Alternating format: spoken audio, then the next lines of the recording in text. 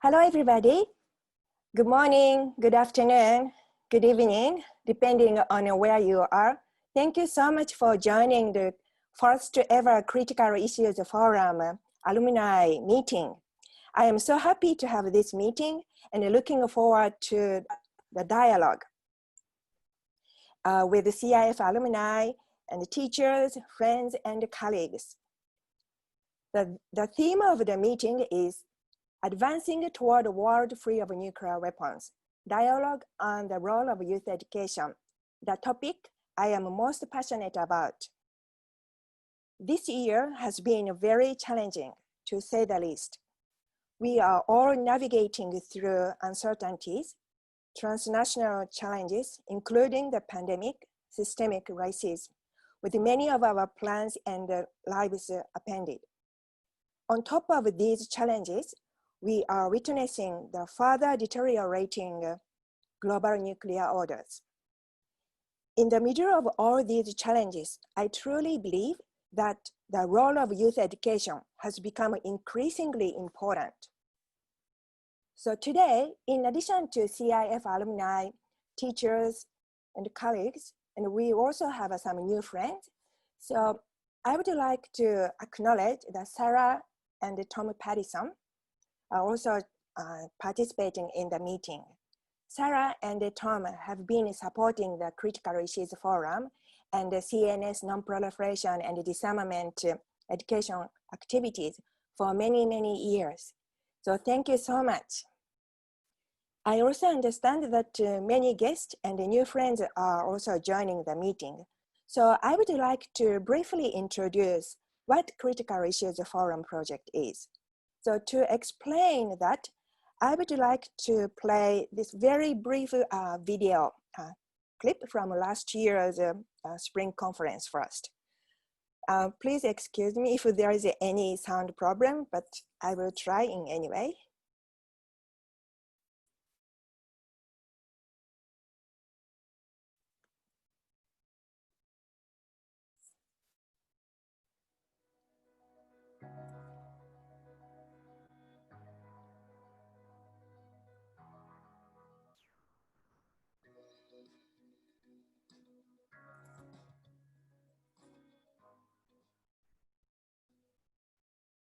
The youth are the new leaders of the world, and if we don't do anything about nuclear nonproliferation, then who will, right? So this is why I'm here and why I think it's important.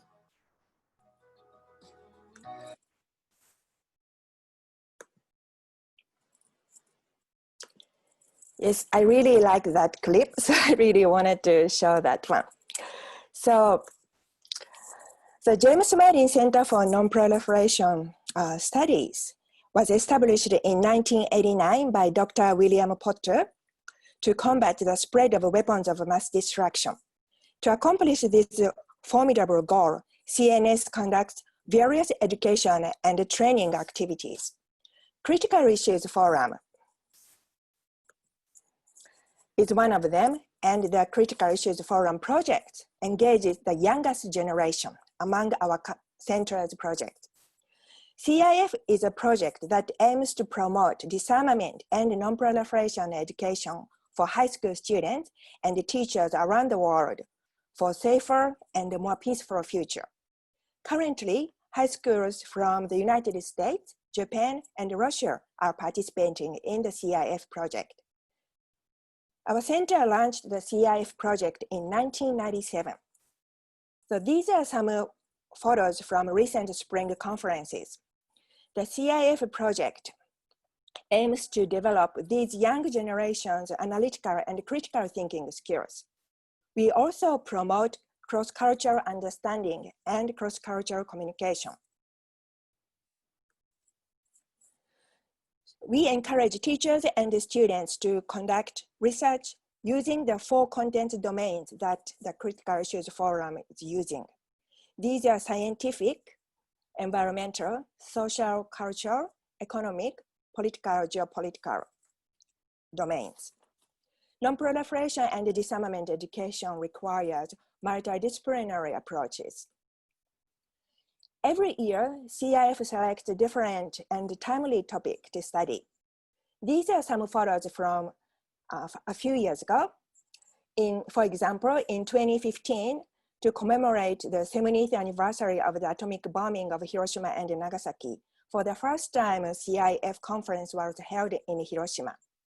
And in 2016, we are so fortunate to have had Dr. William Perry, former United States Defense Secretary. And in 2017, the conference was held in Nagasaki.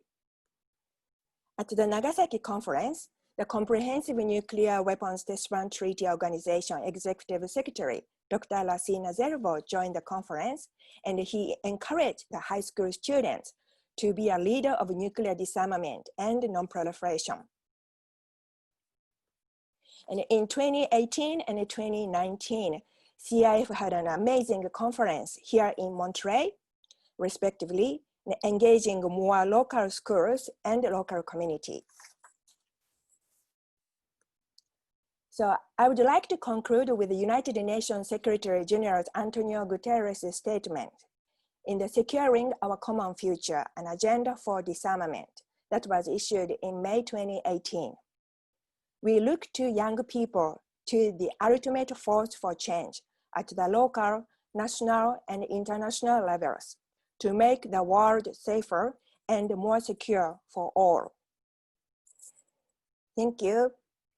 So now, I would like to introduce Ms. Jessica Varnam, our center's Deputy Director, who is going to give you the welcome remarks. So now, Jessica, microphone is yours. Can you make sure that you are unmuted? I am indeed. Thank you very much. Can you hear me all right? Yes. Wonderful. So I want to welcome and thank all of you for participating, students, teachers, our wonderful sponsors, the Pattisons, and for taking time out of your day to join in on this really important conversation. I feel particularly connected to the CIF program, and I have felt so ever since I was an undergraduate first working at the James Martin Center for Nonproliferation Studies, because I went straight from undergraduate to grad school out here, and have now been at the center working for well over a decade. I feel a profound connection to our youth programs like the Critical Issues Forum because I myself became interested in the field of nonproliferation and policymaking and national security when I was in high school. I had a really fantastic physics teacher who introduced a topic, this was back in 2000, on physics of nuclear weapons. And we got to talking about a lot of the risks and the issues of the day at that time. In particular, at that time, there was enormous concern around what was happening with the materials and weapons of the former Soviet Union, because a lot of that was still being dealt with under the Nunn-Lugar program, cooperative threat reduction. And so I was profoundly disturbed at the notion that there was this arsenal of weapons worldwide, particularly in Russia and the United States, that could essentially destroy the world overnight. And that motivated me when I went into undergraduate to start to take courses in the area, to start to take internships, et cetera. But what has really sustained my interest in your involvement, you the youth, is it is frequently the case I have found that people in these circles that we work in don't realize just how committed to the world your generation is. That an opportunity to make a positive difference in the world is frequently such a motivating factor for young people. And so they often assume that high school programs don't make that much of a difference. And we at CNS have always believed exactly the opposite, that high school students, undergraduate students are so incredibly motivated to make a positive difference in the world. Why can't we make it our mission? Why shouldn't we make it our mission to help provide you with the tools to do so? And as such, I have always felt, you know, what the closest to my heart of the programs that we have at CNS are the ones that Masako runs. So thank you for that, Masako. But I also feel profoundly committed in my role as deputy director of the center to the diversity, equity, and inclusion of the broader field of nonproliferation and national security. And as we see more powerfully than ever, I think right now, the lack of diverse voices in decisions that affect not only the United States, but the entire world in the highest circles of our government and in international organizations is, to my mind, one of the greatest things that undermines our collective security and ability to cooperate. And so I think that doing things in our organization and in the field in general that lead in the longer term, when those of you who are currently in high school are in careers yourselves, however many years down the line. We also have a responsibility right now to do what we can to enable all of you to have whatever opportunities you might be interested in, to be aware of those opportunities, to have the resources to pursue those opportunities. There's something we've been focusing really closely on at CNS as well, with our paid undergraduate internship program, again, with wonderful sponsorship from the Pattersons, is how can we create pathways for those of you who want to make a difference in the world with your careers and who might want to do that in nonproliferation specifically, to be able to get the education, the internships, and the opportunities to do so. And so I also wanted to share with you my commitment that a big part of what I do at CNS in the coming years and now is looking into ways to make that more attractive and feasible for the diverse group of voices that we want to see represented in policymaking circles down the line, because I truly believe a secure future is an inclusive future, and one where traditionally underrepresented groups in high policy circles, from women to people of color, et cetera, have the voices that they ought to have at that level. And so I think initiatives like CIF are also critical in that regard, because so many people we find, it's like women in STEM, opt out at a very early level because it doesn't appear that the pathways that they need to succeed are open to them. So I extend to you an invitation, each of you personally, students, teachers, otherwise, be in touch with me in the future if you have ideas for how we can do more in this area, because we're really truly committed, and I am personally committed to not only this being a cool program you can participate in if you're in high school or if you're a high school teacher long-term for many years to come in the future, but that your access to opportunities doesn't end there if you don't want it to. So I think that that kind of covers the remarks that I wanted to provide. I know that Bill Potter very much wanted to participate, our founding director, in this Zoom, but unfortunately was unable to do so for a variety of reasons, but he sends his best and his continued commitment to this program as well, because I know this also holds a special place in his heart as it does in mine. But thank you, especially to the teachers, for your dedication to this program over multiple years. I know most of you, all of you, are doing this out of the true passion and commitment in your hearts versus anything else. And I think that's a really meaningful thing, because I am where I am in the world right now because I had high school teachers that were committed to introducing me to topics I was interested in and helping me and getting me to the place where I am today. And I actually, when I go back to Northern Maine, where I grew up, still have lunch with some of my high school teachers and tell them that I don't think I would be here if it weren't for them helping me get my start so many years ago. So I know you all make a huge difference in your students' lives. So thank you, all of you, and I look forward to hearing each of you in the rest of the programming that Misako has set up for today. Great. Thank you so much, Jessica. That was a really inspiring speech. Thank you so much. So now I would like to move to CIF alumni discussion. So just please make sure that you are muted when you are not talking, and please unmute just before you speak. So we have about 10 alumni who agreed to share their experience. And we also have opportunity to hear from teachers. And we also have a time for the open discussion as well. So first, I will ask questions to CIF alumni. So first group, first I want to ask questions to Christopher Chris. Raise your hand, wave. If your name was heard, please raise your hand. Christopher Cruz, Honoka Ikeda, and Lucia Modero Murillo. Lucia. So before you answer questions, please briefly introduce yourself, including which high school you attended. So questions are quite open-ended, so please feel free to elaborate, but make sure to limit your, to 3 to 5 minutes. I know this is short, but you may have opportunity to talk later, but make sure to limit your time. So I'm gonna read the question, and I know you have prepared something, so let me give you the question again. So what did you enjoy the most with your critical issues forum experience? And how did the critical issues forum impact your career path and college majors and your way of seeing the world? Please also share your current activities for nuclear disarmament, if there are any. And please also share your future plan if you want to. So I would like to ask Chris to share your experience first. Certainly. Greetings, everyone. My name is Christopher Cruz. I graduated from Alliance Dr. Olga Mohan High School in June 2018. I was part of the Critical Issues Forum for the 2017 Nagasaki trip.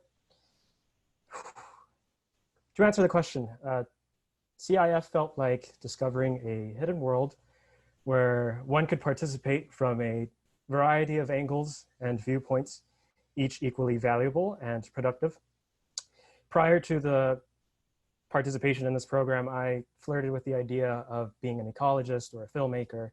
I knew I liked reading, I liked politics and science, and what ended up happening after graduating high school was I enrolled at California State University, Northridge under journalism, which was far from my academic focus of choice. It was my second choice major. And I realized that while I was there, that while communication was important, I valued international relations more.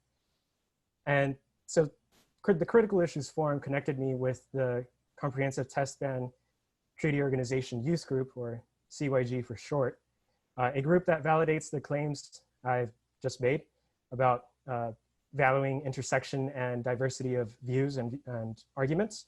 The youth group feels like a true place for this, and to use analogies, I feel like a cuttlefish in which I can blend in a variety of environments, meaning that I have the ability to connect with others from different backgrounds, experiences, and doctrines. And for me, the learning never stops, and I really like where I am. Where I am now, I decided to leave Northridge as it was not a sufficiently stimulating environment as I had hoped it would be. And I'm currently working on transferring to Occidental College for a degree in international relations. Unfortunately, the coronavirus has stymied those plans. Nonetheless, I've done a myriad of things under the guise as a writer at my private blog at The Atomic Scholar and as the current manager of Nuclear Free Schools, which is a project that was hatched as a result of my Critical Issues Forum project in 2017.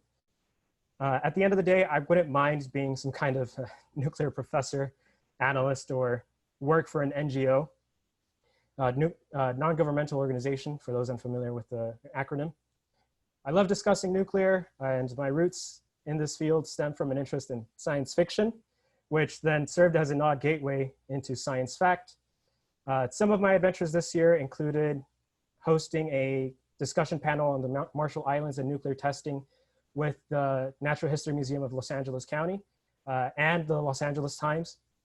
I've also had the pleasure of speaking with students from Kazakhstan, Japan, and other individuals in my backyard in Southern California about nuclear education and activism. I hope that answers the question. That's amazing. Thank you so much, Chris. That's so encouraging. So now, next, I would like to ask Honoka Ikeda from Japan. Okay, thank you. Hello, I'm Honoka. I graduated from Hiroshima Jogakuin High School, and I'm a second-year student at Kansai Gakuin University in Hyogo Prefecture, and my major is sociology. Nice to meet you. I enjoyed from CIF to listen to other students' presentation. I was born and grew up in Hiroshima, so I took many peace education. In these educations, I learned about atomic bomb and nuclear weapons from inhuman perspective. Especially, I listened many Hibakusha's testimony when I was a high school student. So I focused on the inhuman perspective in CIF presentation, but other students had a presentation from other perspective. For example, the investment in nuclear weapons and treaties about nuclear weapons. So I could get a wider perspective. And also I studied about the ban treaty in CIF. The international NGO ICANN worked hard towards the adoption. From this experience, I had interested in NGO. So last year, I got on the Peace Board. Peace Board is also the international organization which tackle on global issues. So I studied the role of NGO. At the same time, I studied about World War II in Japan and Korea. After that, I started to introduce monuments around Hiroshima Peace Memorial Park online. I wanted to do that on the field, but it was difficult because of COVID-19, so I decided to do on the way. I used PowerPoint and some videos in this event. Finally, I want to share my future plan. Now I'm interested in media. I have because I have listened many, I met many people who tackle on international issues. So I want to tell about them through media. Thank you for listening. Wonderful, Honoka-chan. Thank you so much. Yeah, I saw your activities on the Facebook and the Twitter, so I'm always so inspired. So now I would like to ask Lucia to share your experience. Thank you, Masako. So I was at CIF in Hiroshima in 2015, which feels crazy that it was already 5 years ago. And before I delve into the question, it's lovely to see Mr. Davidson, because as Jessica said, he was my high school teacher, and I definitely would not have learned what I know now or probably be where I am without him, so thank you for that. One of the things I enjoyed most about my experience was definitely meeting the other participants and getting to hear their thoughts on how to bring about a nuclear-free world. I feel like listening, especially to other young people on this topic, really helped pique my interest and motivated me to keep pursuing disarmament and nonproliferation issues. I went on to participate in a conference on disarmament hosted by the Mexican government that summer. MIS was also there. And later, almost 2 years ago now, which is also crazy, time does fly, I was very honored to accompany Masako and a graduate student, Joseph, to the Global Citizens Assembly for the elimination of nuclear weapons in Nagasaki. I also met Susan there, so it's lovely to see you as well. Susan, it's a very small world. And I'm still in touch with people actively working towards nuclear disarmament. I recently attended a webinar hosted by the Arms Control Association on the NPT treaty and what it looks like to be the new nuclear arms race, unfortunately, which I think Susan also attended, so another example there. And I actually currently work in publishing, which for me requires creative ways of continuing the discussion and putting together everything I have learned. For example, in the spring of 2021, we will be publishing a book called Nuclear Folly, which is all about the lessons learned from the Cuban Missile Crisis and how they can still help us navigate the problems in our present day. Which is really all to wrap up and to say that CIF changed the way I view the world, not just because of the, inspiring people that I met there and the ideas that I heard, but also because it really helped develop my interest in the topic. And it's hard not to see it everywhere I go now and in everything I do, and think about the ways that we can all do better collectively, even if it's a small thing, like reading a book or attending an online meeting. I think it's still very important that young people like us are informed and educated on the subject, because we can pass this knowledge on to others. And I'm convinced that it's sort of like a puzzle where there's a ton of pieces that need to fit together in order for it to be complete. But if we each take one of those pieces and take care of it and inform each other and help educate each other, then it would be much easier to put it all together and make a real change. So that's that about that. Great, thank you so much, Lucia. It was really wonderful. So now I would like to move to the second group.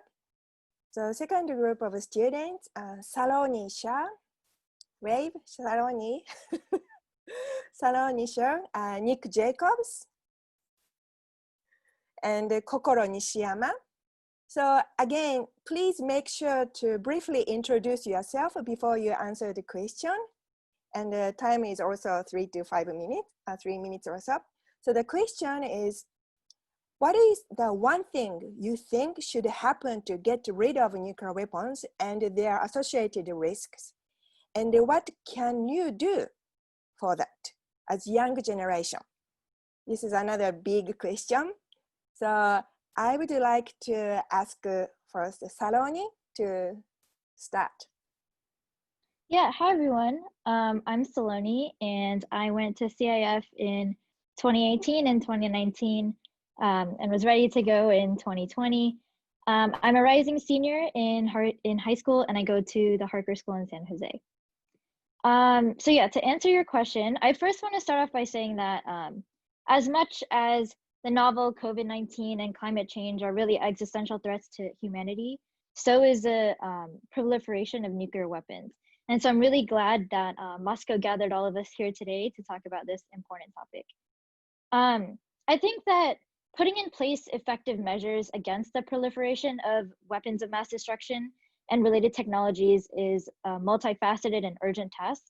And in order to get rid of nuclear weapons and their associated risks, I think that we need broad multilateral treaties, strengthened by bilateral agreements, the cooperation of the international community, and the verification and enforcement of treaties. We're all witnessing a rise of nationalism and the absence of strong leadership globally. And the escalating political tensions and the failure of diplomacy show signs of the beginnings of a new nuclear arms race, which is not good for anybody. And unfortunately, the threat of nuclear weapons is rising, and currently we have almost 14,000 nuclear weapons in the world. And China is building its nuclear arsenal, North Korea is expanding its nuclear capabilities, and the US and Russia are modernizing their portfolio with new technologies. And in a global world where more nations and non-state actors have access to all of this nuclear technology, I really think that we need multilateral treaties. I believe that all countries must engage in talks in good faith, and whether it's by economic incentive or political allyship. Mutual trust, diplomacy, restraint, and especially continuous constructive dialogue is absolutely critical to maintaining world peace. And without diplomatic meetings, relationships between countries deteriorate rapidly, and that leads to the non-compliance of international agreements and the dissolution of treaties that help maintain arms control. In the recent past, we've seen youth like ourselves taking a stance against issues such as gun violence and climate change, and now the Black Lives Matter movement. From activist Randall Forsberg's Nuclear Freeze initiative, to the Parkland Schools marches against gun violence, to Greta Thunberg's climate change movement, and now the Black Lives Matter movement, of course. These grassroots campaigns have successfully influenced the decision-making capabilities of policy-making adults and inspired millions and millions of people to join their cause. So I really think that one of the biggest challenges facing our generation is complacency. We're lucky enough to belong to a generation that fortunately has not experienced the devastation of nuclear bombing. And it's been over 75 years since the use of the first bomb, but the memory of the physical devastation and humanitarian impact still has not left us, but it's fading away for the youth of today. And too many people have forgotten the fears of the Cold War. And I really think that we need to empower and educate the youth about the dangers of nuclear wars, whether it be through exhibitions, workshops, youth awareness surveys, or collecting survivor testimonies. I really think that the youth of today are ripe for a change, and we can generate awareness at a level unprecedented before in a very short time. And I want to end with one final thing. In all my interactions with my peers at the CIF international conferences, I've learned and recognized one main thing, and it's that we all realize and agree that in the end, we all want the same thing, really, a safer, secure, and better tomorrow, global peace and security. Thank you so much, Sarani. That's really wonderful. Yeah, it's so uplifting. Okay, so now I would like to ask Nick, the recent graduate from Rock University High School. The floor is yours. Hi, my name is Nick Jacobus. As you said, I recently graduated from Rock University High School here in Janesville, Wisconsin. And I attended the 2019 CIF conference with with a fellow student named James who had attended the year before. I'm sure that some of you had met him as well. And I agree completely with what Saloni said. And to build off of that, I feel like there needs to not just be awareness built around the issue of nuclear weapons, but we need to get people involved in not only information campaigns, but just the youth involved in politics in general. Because one big thing I noticed coming back from this conference was, talking to people who are older than I am, people in generations that came before me who are just, their generations are built around the idea that nuclear weapons are a positive thing. They're a good thing. They kept the peace. They lived through the Cold War. So, if the world didn't end, why get rid of them? And what we need to do is we need to make sure we, intercept ideas like that before they reach the youth, because they aren't spreading factual evidence. I mean, the Cold War did almost lead to the end of the world, and nuclear weapons did almost lead to the end of civilization. And one thing that we did this year, we were going to share it at the CIF conference, is our group actually put together a children's book to try to educate kids on the issue of nuclear weapons, but in a way that's friendly and better or easier to understand for youth.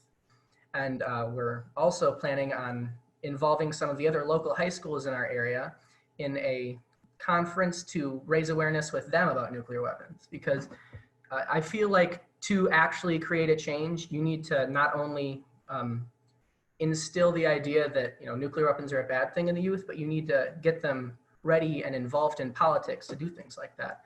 And as Saloni was saying, there's things like March for Our Lives and the Black Lives Matter movement that people are getting involved in. As a matter of fact, one of the people who helped us work on the children's book is meeting with the Parkland students in a Zoom meeting right now to work for March for Our Lives. She's really a great example of getting the youth involved in politics and getting them in a position where they can make the changes that need to be made. Because, as much as I hate to admit it, we need to make sure that we get people who have these ideas into positions of power and not only, put pressure on those that are in positions of power. And I feel as though if we are able to instill this idea in the next generation, then they will be ready to take the next step forward into actually disarming the world of nuclear weapons. Thank you so much, Nick. I'm already getting so excited about your plan, and let's keep in touch. And I really want to see how your plan is going to evolve. Thank you so much for sharing. That's great. So now I would like to ask Kokoro to share your experience. Okay. Hello, everyone. First, thank you so much, Toki-sensei and other professors, participants, and everyone who are involved in the CIF to give me such wonderful opportunity to have a web discussion. And also, I'm so glad to see my former teacher, Kusano-sensei, and Kasui student. Okay. So my name is Kokoro Nishiyama from Japan. I participated in the CIF in 2017, which was held in my senior school, Kasui, in Nagasaki. After graduating, I left Nagasaki, and now I'm a junior, third grade of the International Christian University, namely the ICU, which is located in Tokyo. That's all my self-introduction. And I'm going to answer the question number 2. So I definitely think that education takes a significant role to get rid of nuclear weapons and their associated risks. Through my experience, I feel that there is a big peace education gap in Japan, especially focusing on nuclear weapons.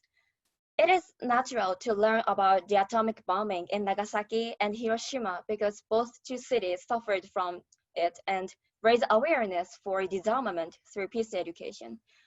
As I said before, I went Nagasaki junior and senior school, but to be honest, I was not born in Nagasaki, but born in Fukuoka. Before visiting Nagasaki as an elementary school trip, I never heard about nuclear. Even the Fat Man was originally scheduled to be dropped on Fukuoka, not on Nagasaki. And I didn't know that fact and even the Japanese war histories because no one taught me while living in Fukuoka. I clearly remember that my elementary school teachers intentionally avoided teaching Japanese war histories because it is too horrible to teach the younger generation, they said. And fortunately, I moved to Nagasaki and took a peace education. I lived in Nagasaki for 5 years, only for 5 years, but time I spent in Nagasaki changed my life. I learned not only what a nuclear weapon is and its threats, but also heard the victims of the atomic bombing, Hibakusha's testimonies, and passed it down to the next generation. Without a peace education in Nagasaki, I assert that I became a human who is not interested in a peace and nuclear disarmament. The experience that I got through a peace education changed my life completely, and I truly believe that having peace education everywhere in Japan and everywhere in the world will surely change the perspectives on nuclear weapons and take a step forward to disarmament. And I think that we, the young generation, can contribute to establishing a concrete peace education by being active, not passive. Recently, I strongly feel that the relationship between teachers and students is gradually changing, and students have more opportunity to say their opinions on the education system, and the teachers reflect it in a class, and recent education is created through mutual cooperation. And in practice, my university, the ICU, incorporated the opinion from the students, and professors and staff made some new programs. So not merely take the education like a passive posture, but to be active is really important. And we are not teachers, but we can be a part of them. Then I determined that the young generation can establish peace education through support and cooperation of the professors and many others. It spreads over and raises more awareness for the importance of getting rid of the nuclear weapons. I believe it. That's all. Thank you so much. Great. Thank you so much, Kokoro-chan, for very powerful statement from Nagasaki, the experience from Nagasaki. Thank you. So now I would like to move to the final group of the students. So Galina Salnikova from Russia, Daniel Rigarado, Haruka Fuji, and Leslie Tauban. So again, please introduce yourself, where you are, which school you went. So I would like to read the questions. So what can you and your generation do to make a world safer and better? And please share what your future goals. And I would also like to know how critical issues forum participation helps you to accomplish your goals and dreams. Again, big questions. So let's start with Galina. Hello, everyone. My name is Galina Salnikova, and I am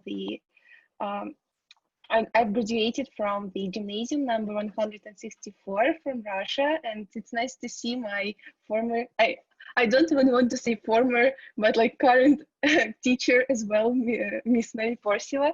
And I was going to share with you my experience about CIF, and I will try to be a little bit more country specific because I'm the only student from Russia at the moment.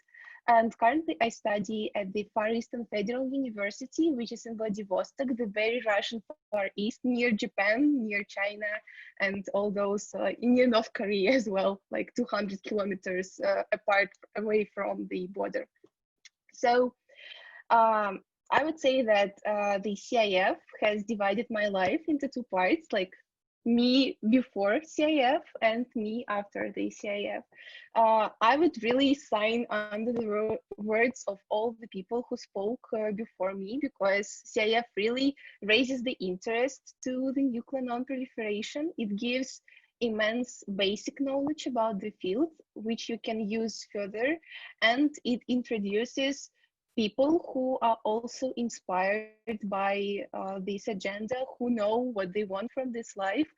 And I was in the CIF 2016, and I was happy to meet Dr. William Perry at that time, and he was actually one of the people who showed me that it is possible to have the life goal of nuclear non-proliferation. It's possible to work for the nuclear arms control at the same time have all those wages, salaries and stuff, to have this as the occupation of your life.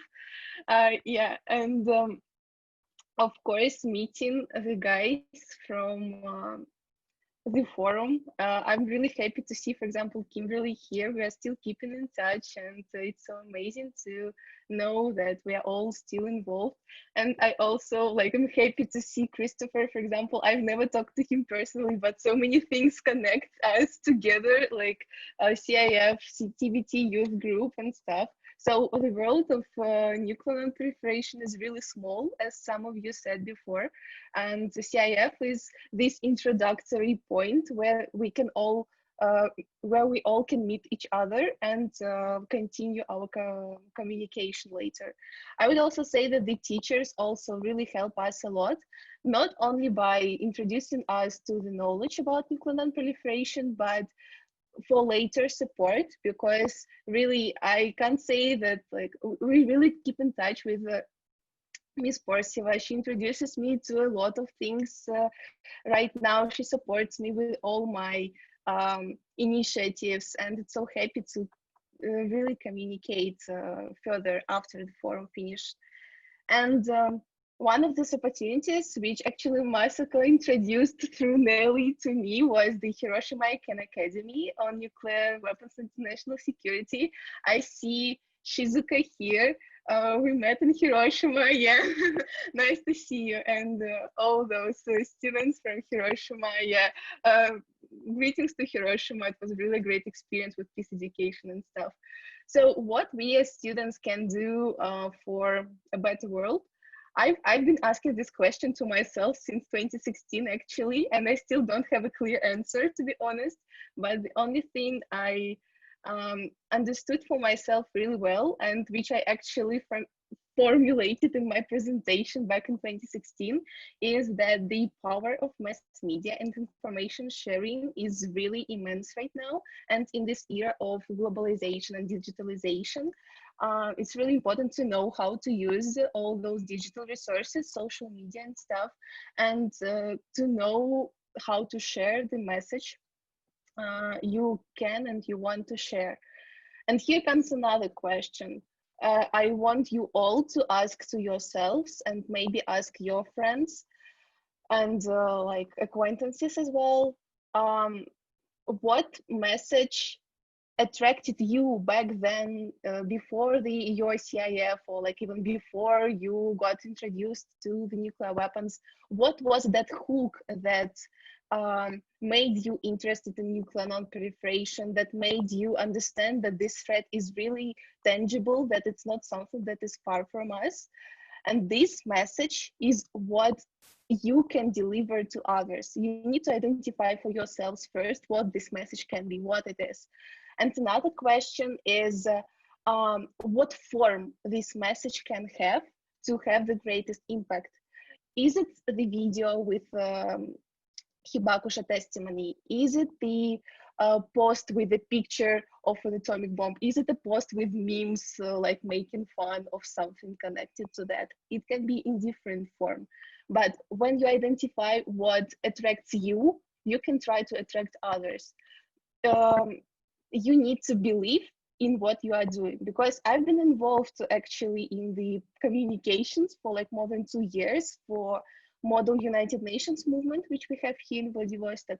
And I really can prove that if you believe in what you are writing on the internet, people believe you back. But if you don't believe it fully, they would not believe you. So this is the simple thing, but I think it's very important to say it out loud for us all to once again understand it for ourselves. And by this information sharing, by this peace education in Japan, in Russia, wherever, we can make people understand more about nuclear weapons, and this goes to the ultimate goal of changing the norm. Because back in the Cold War, during the Cold War, there was a norm of non-use of nuclear weapons. So you could not, like, the countries decided that they're not going to use the nuclear weapons unless there is a very huge like threat to their national security. But now we need to change this norm to the non-possession, and it goes from the bottom of the society, from the civil society to the government. And our role here is to disseminate this information. I'm sorry for taking too long, but thank you all for listening. That's great. Thank you so much, Galina, for sharing your thoughts. I'm learning a lot from the students. So now I would like to ask Daniel Regalado. He's from Salinas, my neighbor. So Daniel, could you please share your experience? Hello, again, my name is Daniel Regalado Ortiz. I was a graduate from Also High School, currently attending UC Irvine as a music major and potentially double majoring in history or in informatics. And I was part of the CIF for the 2019 forum and was an observant for the 2018 forum. So I'm very familiar. So like there's a lot of familiar faces like Akemi, Haruka, Honoka, and Saloni. So it's very nice to see everyone here. One thing that's like been mentioned before is that the way that students and the youth can do better and to like provide the better message about nuclear disarmament has been like throughout the rise of youth involvements and youth movements been going on, especially this turbulent year going on, at least specifically within the US. A lot of these movements have been led by students and the youth. And this time around, it is very parallel to House previous movements. And as we, at least in the American perspective, it really looks at a lot more youth are more engaged throughout social media and has led to a lot more engagement between the youth on like global issues and as well as national and local issues. And especially in California and in the other larger states, there has been a heavier movement and heavier involvement of the youth going on and participating in this without having with having goals in mind, but also having a clear decision on what to do about this. And for to at least make it short enough is that the youth will with this like the CIF would also push for the youth to also advocate for nuclear disarmament and hopefully to have a nuclear free world at some point in our generation or lifetime, as the youth are a lot more involved now. And it's also a lot easier for the youth to be involved through our social media and through like all the other platforms that we have. So that'll be it. Great. Thank you so much, Daniel. And I am so happy that schools from Salinas join our program. And I'm so looking forward to what kind of future is going to be unfold for Daniel. Music and double major of music and something else. Thank you. So now I would like to ask Haruka Fuji from Japan. Yes, thank you, Masako. Hi, I'm Haruka. In 2018, I participated in the CIF from Kansai Soka High School, Japan, and currently I'm in the Soka University of America in California, which is liberal arts college. And okay, and I'm gonna address the question. So I believe the very first step for us to make our world better and safer is to think about what a better and safer world is, what the concept of safer and better. And for example, through the preparation of CIF, for the first time, I started thinking about what the world free of nuclear weapons. Like before the CIF, I really think about the ideas of world free of nuclear weapons. So I really appreciate the chance that I had at the CIF to think about the concept of the world free of nuclear weapon, which is safer and better world, I believe. And so, and by doing so, I'm sure you find like there are many problems now in this world, like not only nuclear weapons, but also there's problem of poverty and gender inequality and environmental issues. And so I want to say that there's no only one way that we need to follow in order to make this world better. Like each of us have their own way to make this world better and make a safer world for us and for the future generation. So that's my answer, and I want to share about my future plans. So my future plan is not really like focused on nuclear disarmament, but I definitely wanna help people learn history enjoyably and reflect on what brought humanity to this world today. Like, because I'm just like passionate for learning history because it's very fun to know the connection between humanity today and the humanity in the past. Like knowing history is like finding the connection between our ancestors and us today. And also I found the connection between history and nuclear weapons issue as well. Like nuclear weapon issue do not suddenly exist now. Like there is a like very continuation of history. Like nuclear weapons are the products of the past, you know, from the war and many scientific experiments. So in order to tackle with the nuclear issues now, we definitely need to know the history behind that issue. So, and I really think that my CIF experience gave perspective to look at the history of humanity to understand how today's war with nuclear weapons was built. And also the CIF gave me the, I think, ability to understand what actions we should take to reduce as much risk as possible for us and for the future generation. So yeah, thank you again for giving me a chance to speak. Yes. Thank you so much, Haruka-chan. That was really powerful, wonderful statement. So the final speaker among the students is Leslie Tauban. So Leslie, now you have a microphone.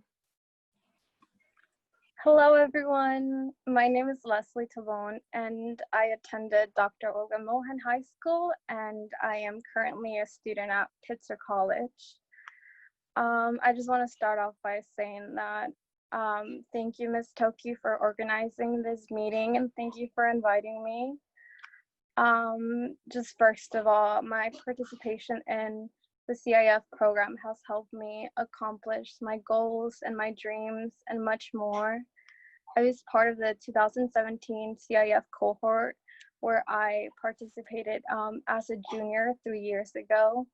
My participation in the CIF was a very pivotal moment in my educational trajectory and in my character development.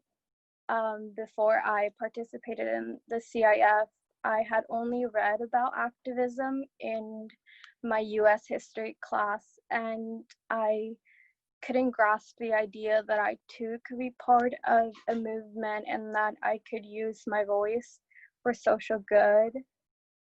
It wasn't until I participated in the CIF program that I became encouraged and motivated to advocate to make the world a better place through nuclear nonproliferation.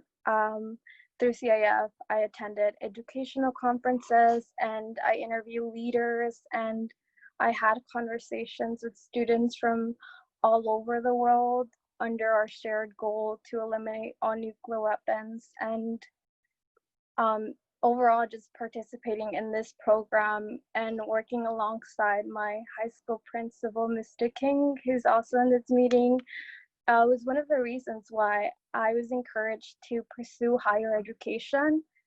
No one in my family has gone to college and hesitant to participate in activism. And CIF was so pivotal for me to use my voice for social good.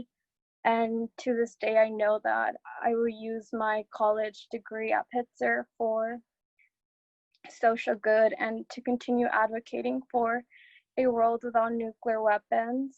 And as for the second question, I think that one of the ways that our youth can advocate towards a safer and better world would be through social media. Our youth are very tech savvy and know how to utilize so many platforms.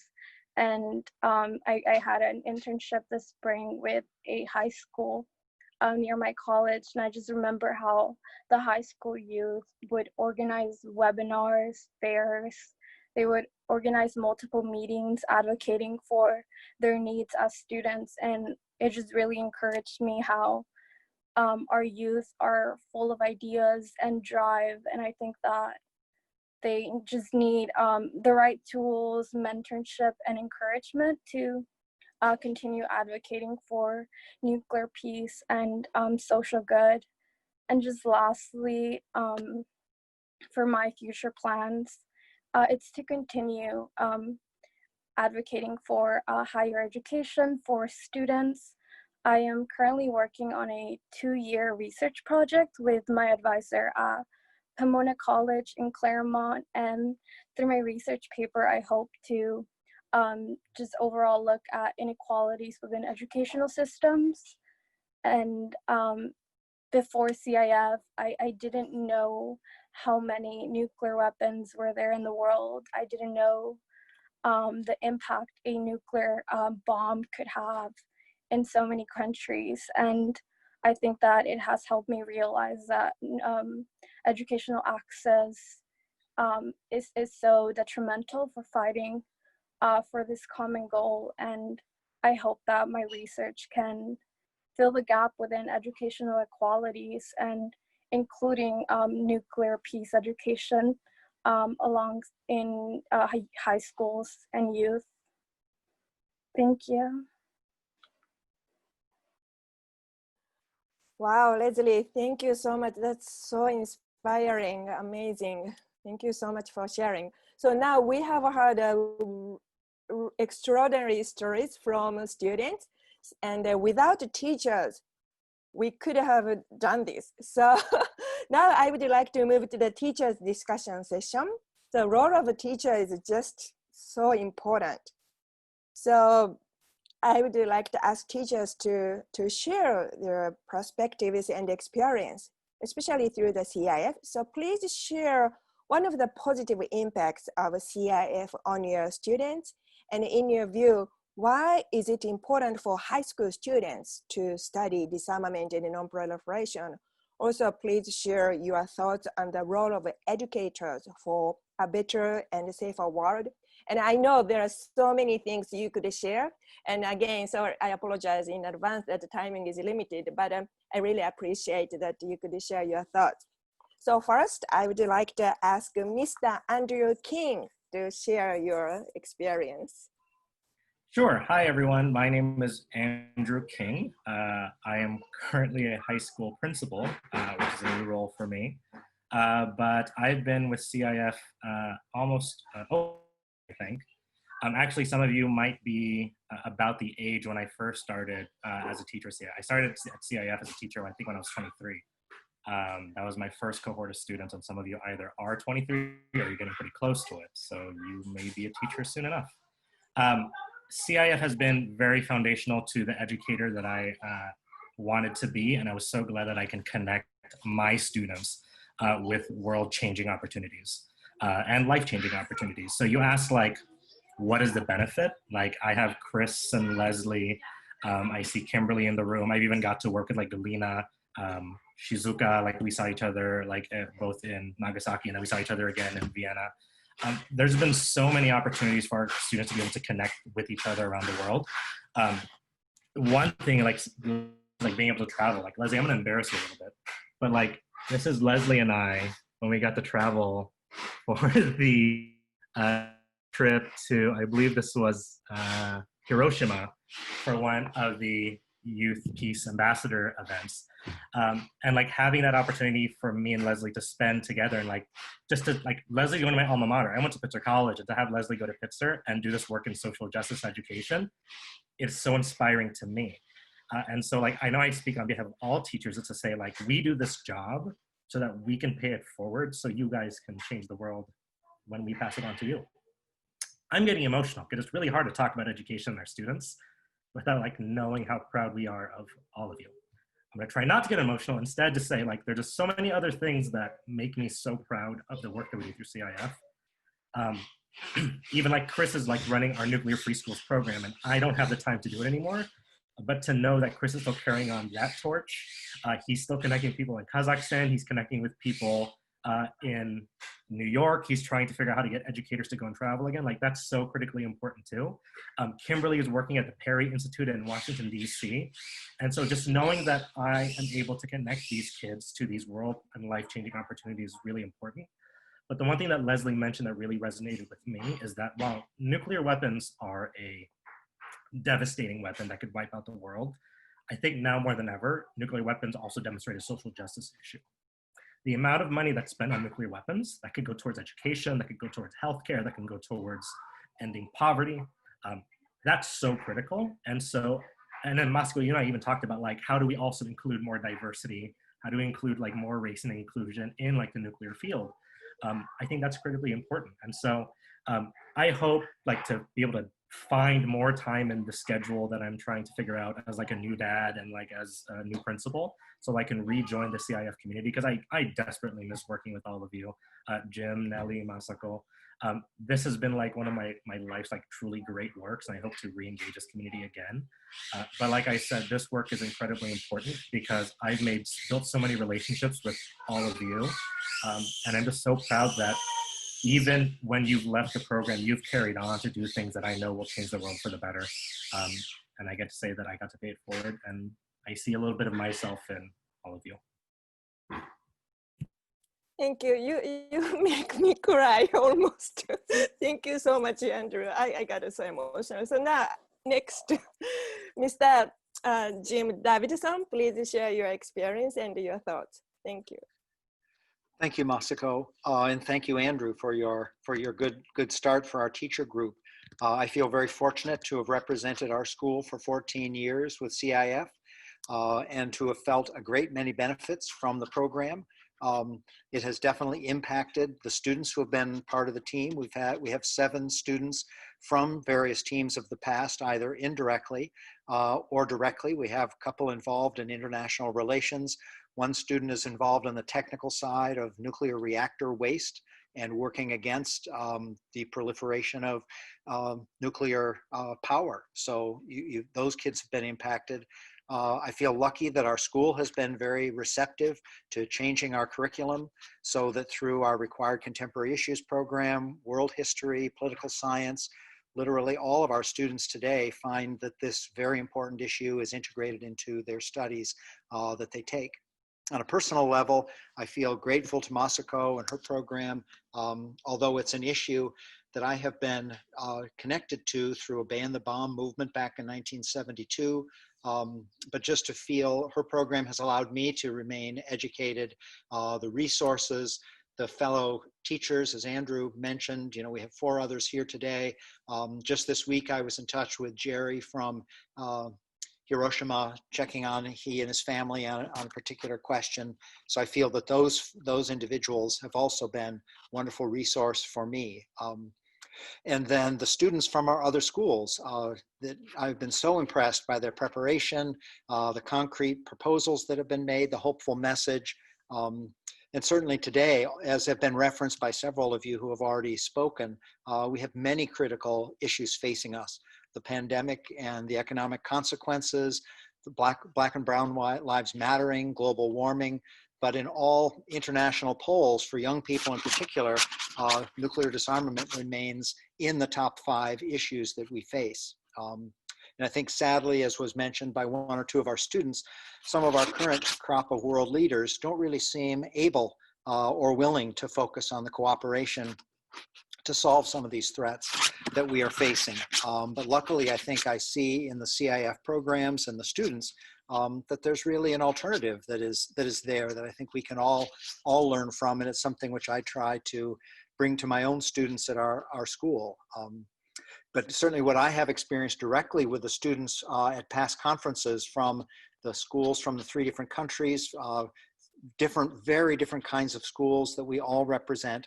And you can, I think, hear that kind of diversity of experience echoed in the alumni who have already gone ahead of us. It's very inspirational. It's too easy for people, young people included, to maybe take these intractable problems and feel that there's nothing they can do, either that they feel frustrated, angry. But the students who I have seen in this program have taken a very, very different approach. They've offered problem-solving opportunities, a sense of cooperative spirit, and I would say it has carried me as a real sense of hope for the future. And I like, Masako, the theme for this year, which is we're doing a small piece of it today, but I know the team I was working with very excited about the prospect of young people being advocates. And we see that in many different things. So your proposal was, very unfortunately with the Black Lives Matter issue, but the advocacy, the movements that we see, the protests, I think that in whether it's social media or other means, that's one of the things that we as teachers need to help our kids direct their concern over this important issue of nuclear disarmament. So thank you for doing all that you have. Wonderful. Thank you so much, Jim. You have been so supportive for the program, and I really appreciate your experience and everything you have done for your students and this program. Thank you. So now I would like to ask Erin to share your experience. Can you guys hear me? I'm on my phone, so okay, just making sure. I'm Erin Jensen. I teach at Rock University High School. My first year of full-time teaching, I was told you're taking 2 kids to Japan this year. And I was very, very nervous, but I think it was probably one of my favorite memories of my teaching so far. In terms of students, this has been one of my favorite classes to teach because it's allowed me and the students kind of flip the script on what education kind of looks like. It's 100% student-led, and it really gets them thinking about an issue that I think as a teacher, I now reflect and realize like nuclear weapons are kind of glossed over in the general curriculum. They're taught in a way that is very, very oversimplified and doesn't give out all the voices to everyone who's affected by them. And I think this class allows kids to pick up on that right away and run with it. So I very much enjoy that. And I think that they have two. I think it impacts students the most because it's an intersectional topic. It's one that they don't have to focus on the science of nuclear weapons, which can be incredibly difficult to comprehend or really intimidating, but they can talk about how nuclear weapons has had its own oppressive qualities to it. They can talk about anti-imperialism. They can go into what it means to be a nation without them amongst a nation with many. So I think it gives them tons of opportunities to really find a passion and dig with it. This year I was really inspired by our students. We had a very creative group of kids this year who wanted to do something more artistic, something that got their talents out there as well as made this topic a little more understandable for everybody else. And it was amazing. I can't do Photoshop, I can't do Adobe Illustrator, but oh my gosh, these students are absolutely amazing. They taught me so much this year. I think in general, as this year especially, I realized that I may be the teacher, like I'm paid to be the teacher, but they taught me a lot more skills and content this year than any other year before. And I think it's because we gave them that opportunity to be to do that. The theme this year is youth as those change makers, really opened so many doors and opportunities for them. And it allows us as teachers to kind of sit back and review how we teach. Are we doing everything we can to support and listen to our students who because of their age, because of their abilities to learn things so much quicker, their access to information, they have a realism and a practicality about them that I never would have thought I had as a young 15, 16, 17, 18-year-old. So I'm inspired by them every day. And I think that's kind of what our role is right now, is we sit back and we let the kids flourish and thrive, and we kind of help them along the way, do some editing, coach them, tell them how amazing they are, but they're just awesome. They're just amazing kids, and I'm so inspired by them and all you every day. Wonderful. Thank you so much, Erin. I cannot agree you more. That's amazing. And I wanted to let everybody know that the Rock University High School's graphic novel they created for this year's program has been posted on the CIF website. So if you have not done so, please take a look at it. It's a really amazing product. So now I would like to ask Ishino Sensei from Japan to share your experience. Thank you very much, Masako-san. Thank you very much for all of you. And it was quite inspiring for me. And I tried to prepare something, but everything has been said, which is quite important. And let me briefly introduce my experience as a teacher. And yeah, through CIF, I believe that we can promote and create a sense of unity among all of members of the CIF, and to tackle with such a difficult problem, which seems to be unsolvable and unable to solve. But with this sense of unity, which is globally spread out, I believe that all of the participants will be able to solve these difficult issues. Let me introduce my case as a kind of a fieldwork trip that we conducted through this CIF activity.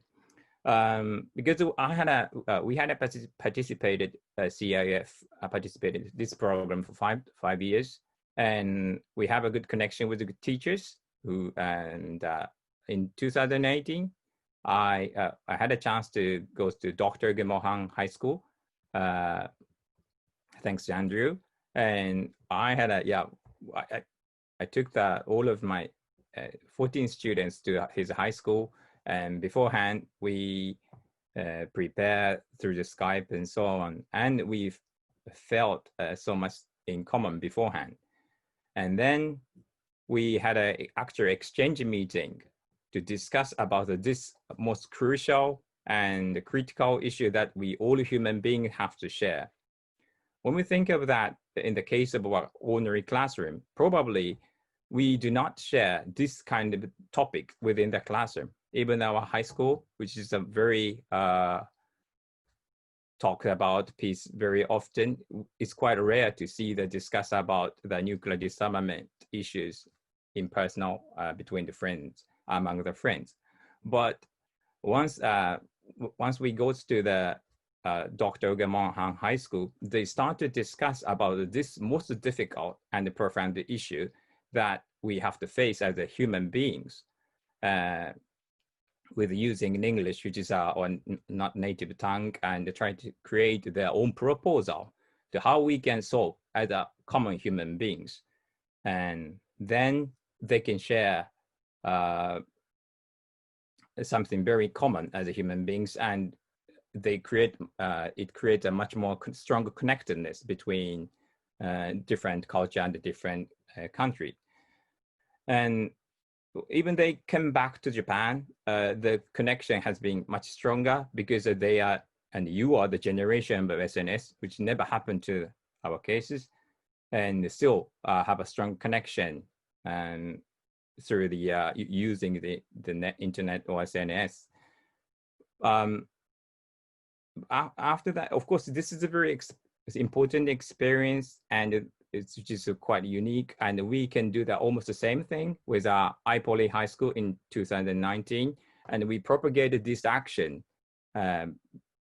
throughout the world.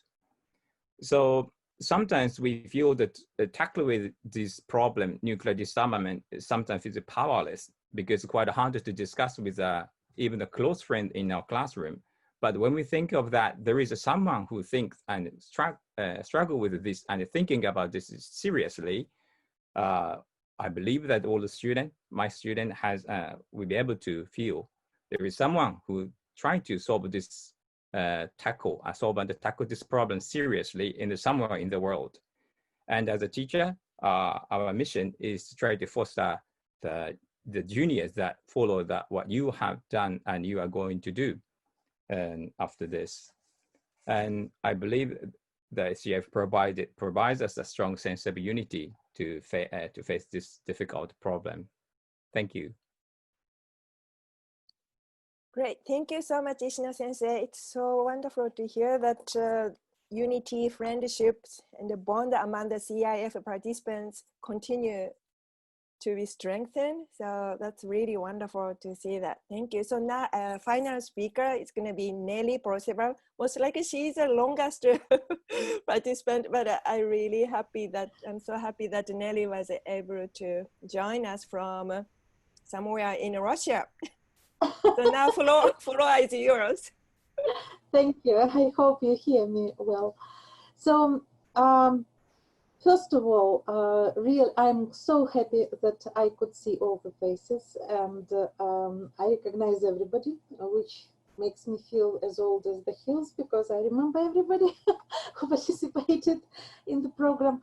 But at the same time, I have prepared a long list of outcomes of the CIF and the impact on the students and the teachers, I would say, because it is really important. I was developed by the CIF and by the participation of it and by all the people whom I met. But I remembered the quote, which I critically searched while I was listening to the others, that no man is an island in itself. Every man is part of the continent. And I think this is the main thing, which is one of the results of Critical Issues Forum, that feeling of belonging, that feeling that you are a part of the world and you are in one boat.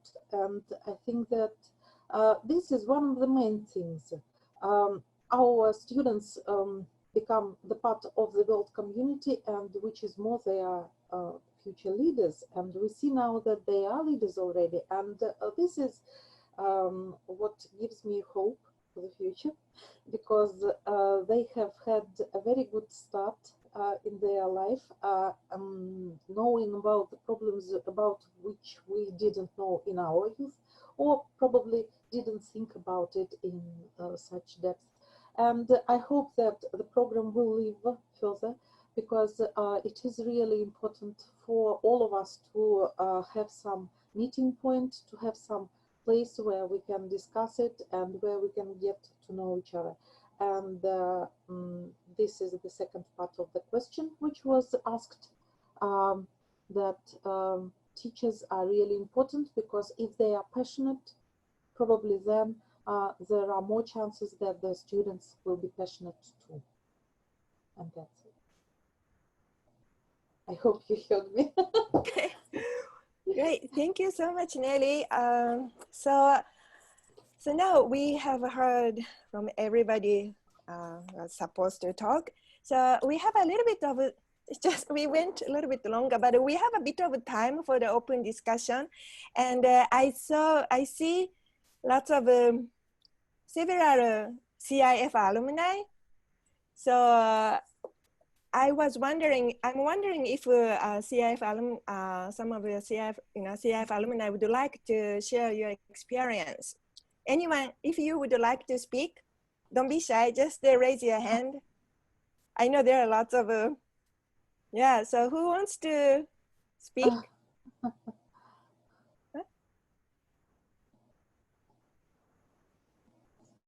Is there anyone who wants, CIF alumni who would like to share your experience?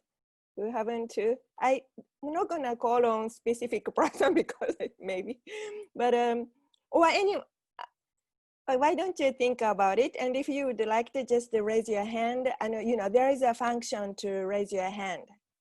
Okay, this is a great opportunity. Oh, okay. So, Nick, you wanna speak? Okay, so why don't, since there is another people, so I'm gonna go to Nick.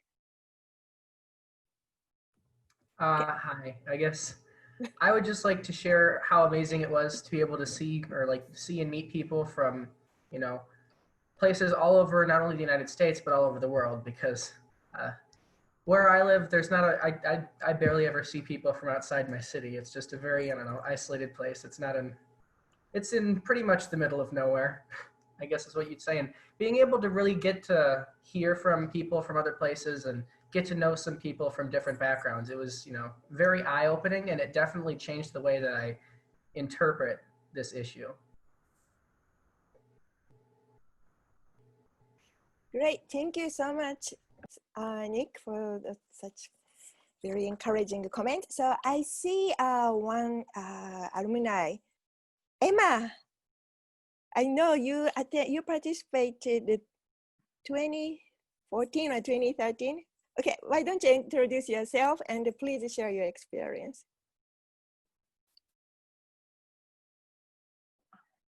Thank you for having me, everyone. Yeah, so my name's Emma. I participated in CIF, I think it was 2013 or 2014. Yeah. It was a while ago. Yeah. And I went to Santa Catalina in Monterey, California.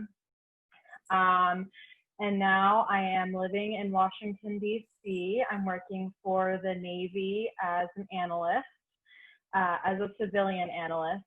And yeah, CIF was definitely a turning point in sort of what I was deciding for my future. It sort of opened my eyes up to all the different routes I could take with my interest in politics and international relations.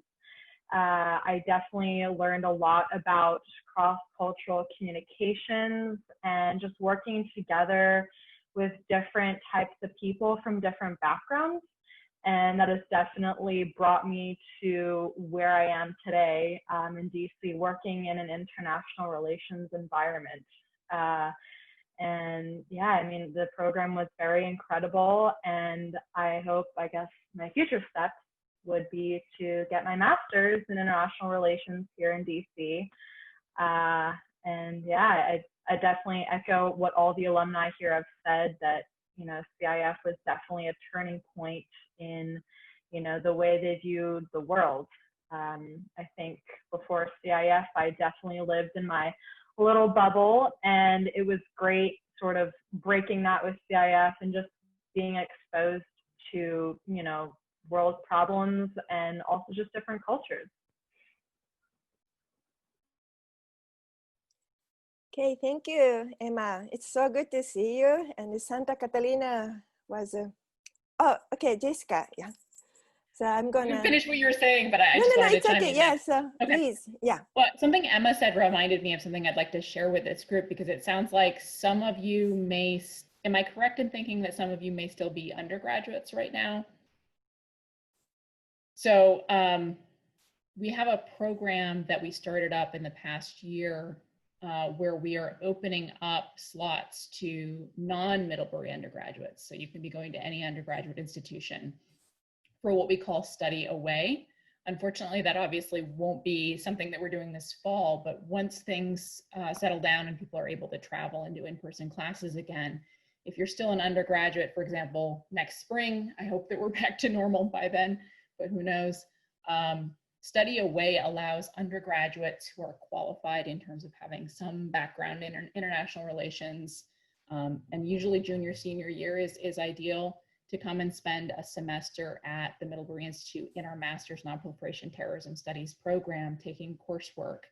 And essentially, you would treat it as a study abroad or other absence from whatever university you're going to. So you'd go through the process that you'd go through to study abroad, for example, and you'd come out here for a semester and take classes in the master's program. And the really exciting thing about that is it gives you a taste of what a master's out here would look like at the undergraduate level, and it makes you eligible to do a shortened master's degree of 1.5 years instead of 2 years, if you then subsequently choose to pursue a master's out here eventually. So I wanted to mention that because it's primarily something we've marketed to Middlebury undergraduates since we're part of Middlebury, but we are moving into a phase of also accepting and considering students from elsewhere. And so especially for this group that actually has looked into nonproliferation since high school and studied it, that I could see that being an appealing opportunity, in addition to obviously the master's program exists if you get to a stage where you want to do the master's program. But even if you don't ever want to pursue a master's in the area, there's that opportunity to do a single semester out here as an undergraduate that I think is pretty cool. So if you ever do find that interesting, feel free to be directly in touch with me, and I'd be happy to tell you more about it. Okay, thank you so much. Actually, that was a good segue to the next speaker. I think so far I have two more alumni who would like to share. So I will give a floor to Shizuka-chan. Shizuka-chan. Hi, great to you, everybody. I participated in the CIF 2015, I believe, which was hosted in Hiroshima Jogakuin, where I graduated from. And after, the CIF really changed my life because I was interested in the poverty and like social issues rather than nuclear stuff, because the education that I had before CIF was more about like how to share Hiroshima's tragedy to all the people around the world and also to the future kids. And I was thinking more like to like helping people. I wanted to do that rather than like inheriting the history. So I was going to apply for the college about that topic, so I can be like a social worker in that field. And after participating in the CIF topic was in humanitarian approach to nuclear disarmament, and it blew my mind because the critical issue was how to deal with the nuclear weapons we have today, which is crazy amount, and then the power that was like more than so the bomb that, sorry, I'm so nervous. I didn't mean to talk, but I wanted to speak because seeing all of you and teachers was very inspiring to me, and it reminded me how CIF impacted on me.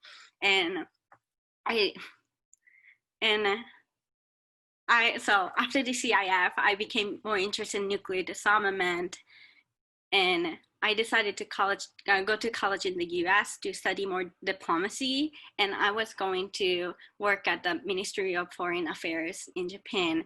And I've been studying for being a diplomat for 2 years, but I kept thinking what I should do and like what I would like to do and how I would like to make a change in nuclear disarmament field. And it was a couple months ago that I decided to apply for the Middlebury Institute because I wanted to study more. So I'm going to Middlebury Institute in Montreal from fall 2021 because of COVID-19. But until that time, I'm going to be working as an intern for NGOs in Hiroshima to spread a tragedy in Hiroshima and also educate everyone, and also for caring about people affected by COVID-19. So I am very thankful for what I have done and who I am now thanks to CIF. And thank you everybody and teachers and Toki-san. Thank you, Shizuka-chan. I can't wait to see you here in Montreal. So I think Kimberly also wanted to speak. Kimberly. Yes, I'm here. Okay, please. Can you all hear me? Mm-hmm. Okay.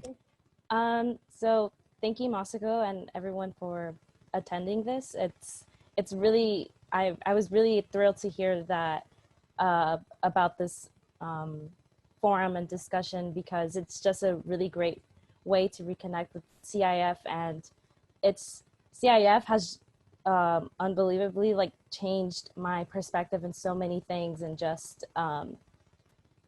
given me like a guide for what I'm interested in and what career trajectory I want to take within my life. So I'm currently an undergraduate student at Georgetown University studying government with a concentration in international politics and minoring in science, technology, and international security.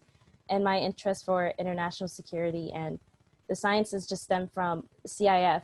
And Nelly summed it up pretty well. Just the feeling that you are a part of the world and making a difference is something that I really admired among CIF, and just introduced me to the fact that I have a voice and have a space within nuclear disarmament and just international politics in general.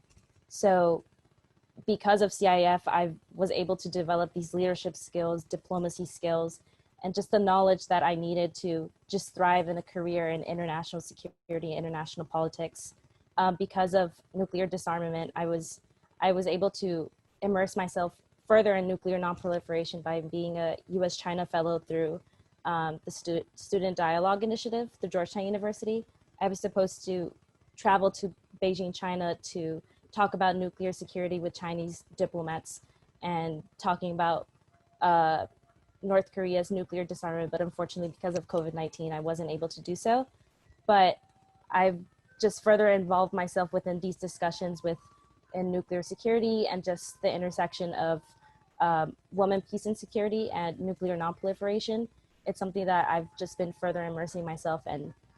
CIF has just been a really pivotal part within my life that has introduced me just diplomacy and just the ability that I have to make an impact in the world and just international politics in general. So I'm really grateful for CIF and Masako and Mr. King also for showing me and just guiding me to a path where I'm just able to have a voice in politics, which is something that I've always dreamt about and always wanted my voice to be included. And thank you all for giving me that platform that I needed to just take that trajectory in my academics and also my professional life. Great. Thank you so much, Kimberly. I'm so glad to hear your voice. And since it's already 6 p.m., I think we have to close the meeting soon because I know many of you are from different time zone. But I really would like to thank each one of you for participating and sharing your experience and your thoughts. To be honest, this is one of the best meeting I have ever had recently, this year. And I was just so inspired. And I really would like to ask everybody to stay connected, especially now we cannot meet in person under this unprecedented global challenges. So I really would like to stay connected to each one of you, and I would really like to see how you are doing and how is your plan going to go. So yeah, so thank you so much. And although this year we couldn't have a critical issues forum in-person conference, and that this year the theme was toward a world free of nuclear weapon, the role of youth as a change agent. But this theme is really, really relevant for many, many years. And now this is a so important theme, especially to emphasize the important role of youth. So I really want you to stick to this theme for many, many years. And I really want you to be a change agent. I know you are already a change agent, but I know many of you are going through lots of difficulties and things are not going as we wish, but this is a time that we can also grow as a human being and overcoming a lot of difficulties. So I really hope that you pursue your dream and work for the social justice and the world peace, and let's stay connected. And please promise me to stay connected and keep me posted how you are doing.